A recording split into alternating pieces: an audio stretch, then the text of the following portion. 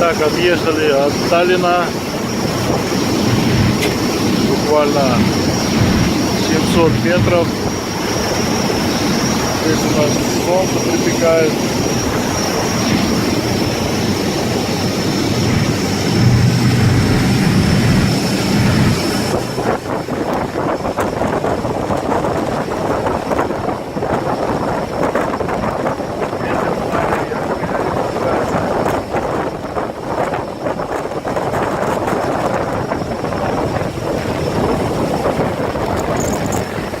Через 2,5 часа будем в Хельсинки. Китай голосок.